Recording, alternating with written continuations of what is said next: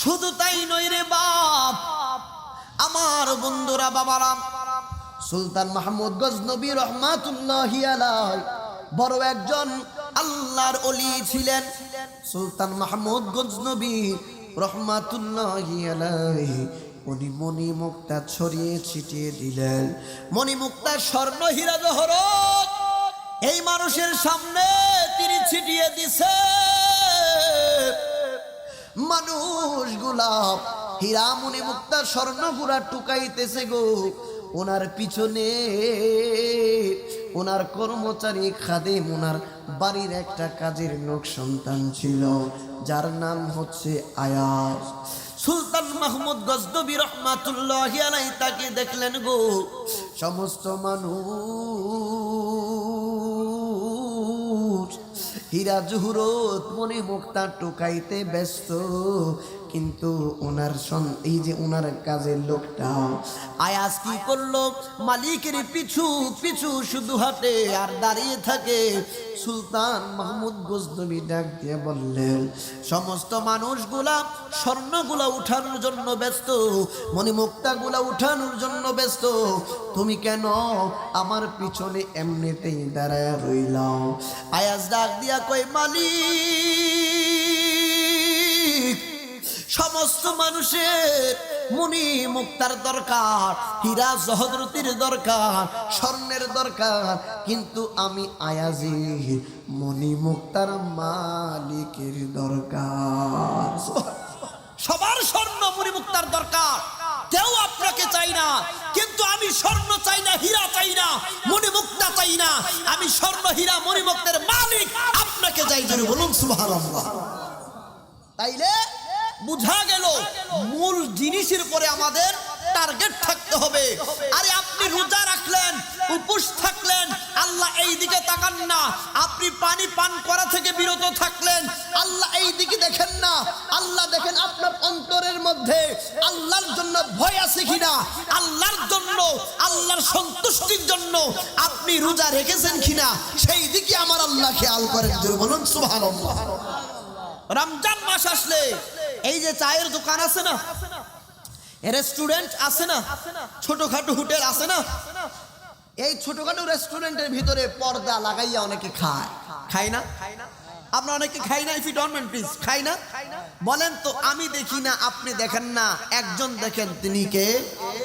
তো আল্লাহর চোখে ফাঁকি দেওয়া সম্ভব না। আপনি বলেন, আপনি এক বেলা খাচ্ছেন, দুপুর বেলায় তো খান, এক বেলা খাচ্ছেন, এক বেলা খাবার খেলেন, ভালো লাগলো, এক বেলা না খেয়ে একটু কষ্ট করলে জাহান্নামের আগুন থেকে আমি আপনি মাপ পেয়ে যাব। আল্লাহ রাব্বুল আলামিন আমাদের রহমানির রহিম,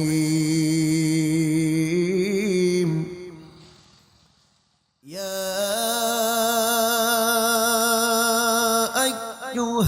আইয়ুহাল্লাযীনা আমানু দুখুলু ফিস-সিলমি কাফা। আল্লাহ রাব্বুল আলামিন বলছেন, হে ঈমানওয়ালো, ঈমানদারগণ, তোমরা ইসলামের ভিতরে পরিপূর্ণভাবে প্রবেশ করো, ইসলামের ভিতরে পরিপূর্ণভাবে দাখিল হও। তো ইসলামের ভিতরে পরিপূর্ণভাবে দাখিল হইতে হলে বাপ, ঈমানের পরপর আমাদেরকে নেক আমলের দিকে ধাবিত হতে হবে। সমস্ত জিকির আমলের মধ্যে সর্বশ্রেষ্ঠ আমল বা জিকির হচ্ছে সালাত, নামাজ। জোরে বলুন সুবহানাল্লাহ। আমার বন্ধুরা বাবারা, গভীর মনোযোগ, রব্বে কারীম আমাদেরকে আজকের সুন্নি মহাসম্মেলনের মধ্যে আসার তৌফিক দান করেছেন। আমরা যারা আসতে পেরেছি সকলেই ভাগ্যবান। কেন ভাগ্যবান?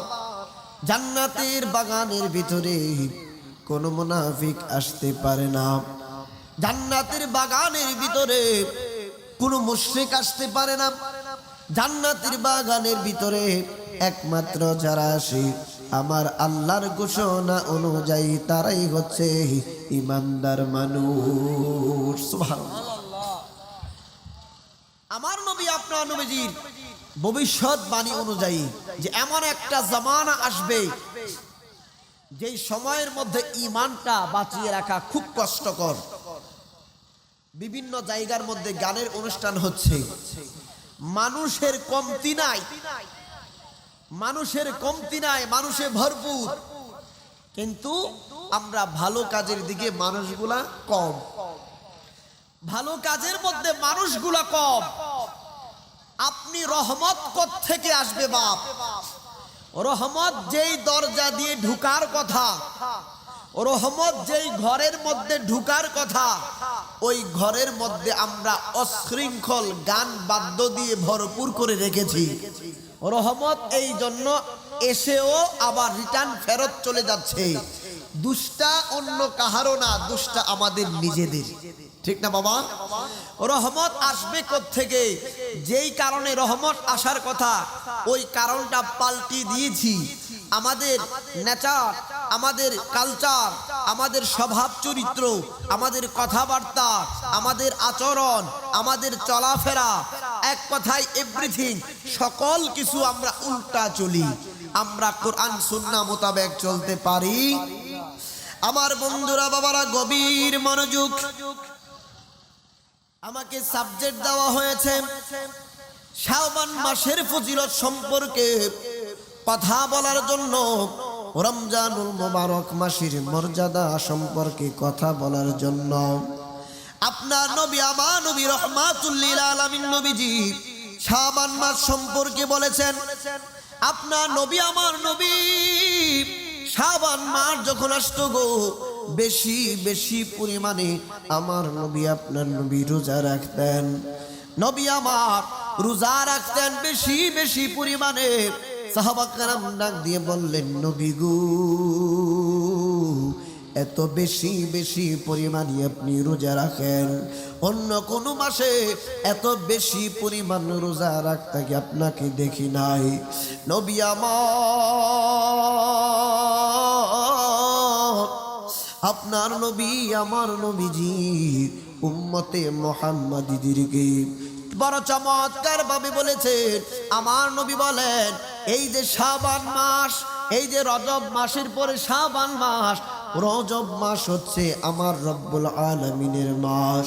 রজব মাস রব্বে কারীম আপনার নবী, আমার নবীকে মেরাজ রজনী তিনি আমার আল্লাহর দিদার নসিব করেছেন। সুবহানাল্লাহ।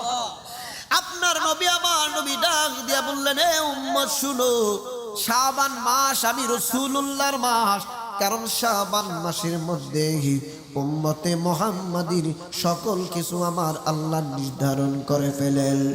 নবী আমার ডাক দিয়া কয়, এ উম্মত শুনো, এই শাবান মাসের মধ্যে এমন একটা রজনী আছে, যেই রজনীর মধ্যে আমার রব্বুল আলামিন সমস্ত উম্মতে মুহাম্মাদীদেরকে মাফ করে দেয়। আপনার নবী, আমার নবী ডাক দিয়ে বললেন, হযরতে মুআজ ইবনে জাবাল রাদিয়াল্লাহু তাআলা আনহু হাদিস বর্ণনা করে, নবী আমার ডাক দিয়ে বললেন, উম্মত শুনো,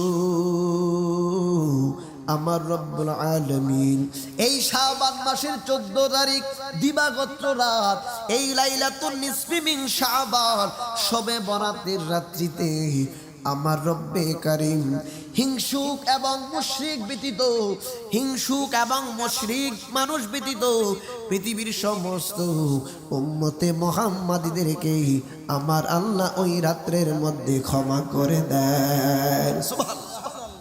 আপনার নবী, আমার নবী ডাক দিয়া বললেন, এ উম্মত শুনো, আরেকটি হাদিস মুবারকের মধ্যে আপনার নবী, আমার নবী বললেন, গো হে উম্মত, রব্বে কারীম পৃথিবীর সমস্ত আমি রাসূলুল্লাহর উম্মতদেরকে মাফ করে দেন। দুইটা শ্রেণীর লোকদেরকে আমার আল্লাহ মাফ করেন না। এক শ্রেণীর মানুষ হচ্ছে অহংকারী মানুষ, যারা অহংকার করে টাকা দিয়ে, যারা অহংকার করে শক্তি দিয়ে, যারা বিভিন্নভাবে অন্তরের মধ্যে অহংকার লালন করে, এবং যারা মুশরিক তারা বাদে পৃথিবীর সমস্ত উম্মতে মুহাম্মাদির গুনাহগুলি আল্লাহ মাফ করে দেন। সুবহানাল্লাহ। আমার বন্ধুরা, বাবার নুজহাতুল মাজালিস নামক একটা কিতাব আছে রে বাপ। নুজহাতুল মাজালিস কিতাবের প্রথম খণ্ডের 147 পৃষ্ঠার মধ্যে আপনার নবী, আমার নবীজির পূর্বে একজন রাসূল দুনিয়ার বুকে এসেছিলেন, যার নাম হচ্ছে দাদা ভাই হযরতে ঈসা আলাইহিস সালাম। আল্লাহর নবী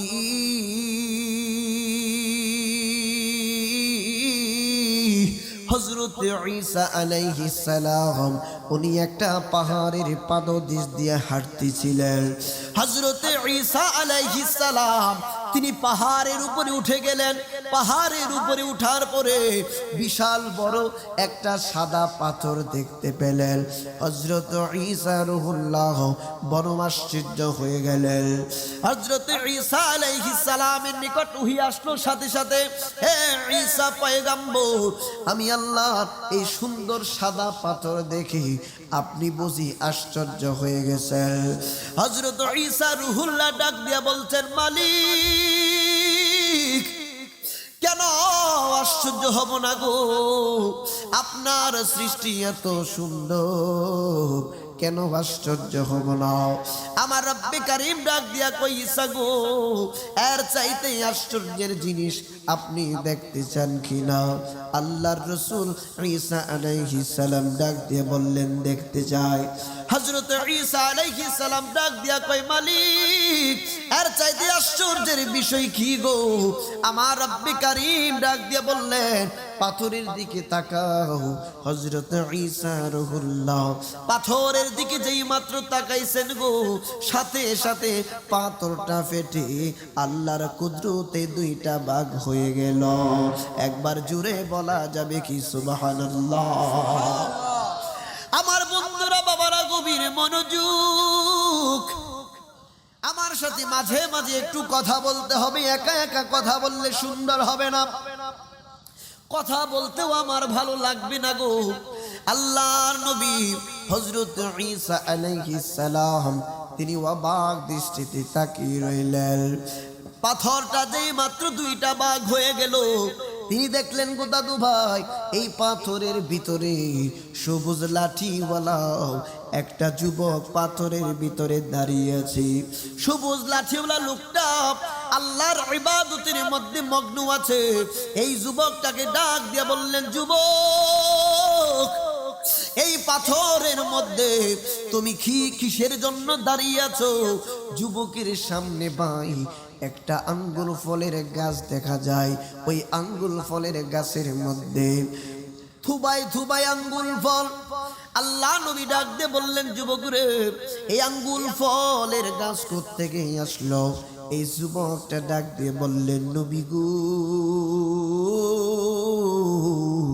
ওগো আল্লাহর নবী ঈসা পয়গম্বর, এই যে আমি পাথরের মধ্যে আছি গো, এই যে জান্নাতি ফল, এই যে আঙ্গুল ফলের গাছ দেখতে পাচ্ছেন, এটা দুনিয়ার কোনো গাছ নয়, এটা হচ্ছে জান্নাতি গাছ। আমার রব্বে কারীম প্রতি ওয়াক্তের খাবারের জন্য জান্নাতের আঙ্গুল ফলের ব্যবস্থা করেছে। সুবহানাল্লাহ। আল্লাহর নবী হযরত ঈসা রূহুল্লাহ ডাক দিয়া কই, যুবক, কি ব্যাপার?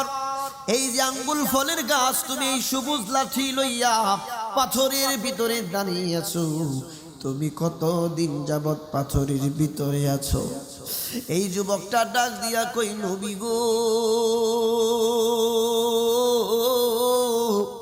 এই পাথরের ভিতরে একদিন নাও, এই পাথরের ভিতরে 2 দিন নাও, এই পাথরের ভিতরে আমি একটা নাও 400 বছর যাবত আমার মালিকের ইবাদত করতেছি।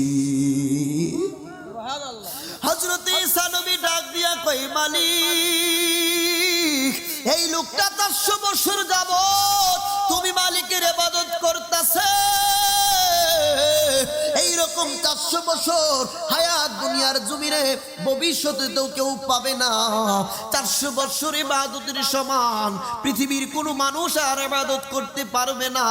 হযরত ঈসা রুহুল্লাহ এই কথা যে মাত্র ব্যক্ত করলেন রে বাবা, আমার আল্লাহর পক্ষ থেকে বয়ান আসলো। আমার রব্বে কালিম ডাক দিয়া কয়, ঈসা রুহুল্লাহ আখিরি জামানার শ্রেষ্ঠ নবীর শ্রেষ্ঠ উম্মত যখন দুনিয়ার বুকে শুভ আগমন করবে, আমি আল্লাহ শাবান মাসে এমন একটা রজনী দান করব, যেই রজনীর মধ্যে একটা রাত শুধু 2 রাকাত, শবে বরাতের রাত্রে শুধু 2 রাকাত নামাজ যদি আমি মালিককে সন্তুষ্ট করার জন্য পড়ে, আমি মাওলায়ে কারীম 2 রাকাত নামাজের বিনিময়ে 400 বছরের সওয়াব তাদের আমলনামার মধ্যে দান করে দিব। আমার বন্ধুরা বাবারা, এই জন্য বলছি বাপ, শবে বরাত আমাদের নিকট চলে গেছে, রমজান মাস কিন্তু একদম সন্নিকটে। নবী আমার উম্মতে মুহাম্মাদীদেরকে একটা দোয়া শিক্ষা দিয়েছিলেন। আমার নবী, আপনার নবী দোয়ার মধ্যে অর্থটা এইরকম। নবী আমার বলেন, উম্মত দোয়া করো, মালিক রজব মাসে বরকত দান করো, শাবান মাসে বরকত দান করো, এবং আমার উম্মতদেরকে রমজানুল মুবারক পর্যন্ত হায়াত বাড়িয়ে দাও। কেন কোন দিন আমি আপনি মারা যাব কেউ কিন্তু বলতে পারি না। আজকে সন্তানের লাশ বাবার কাঁধে চলে আসে, সাউন্ডটা তুলে দেন, ভিতরে সাউন্ডটা তুলে দেন। সন্তানের লাশ বাবার কাঁধে চলে আসে রে বাপ, বাবার লাশ সন্তানের কাঁধে চলে আসে। মৃত্যু কোন দিন কার চলে আসে কেউ কিন্তু বলতে পারি না।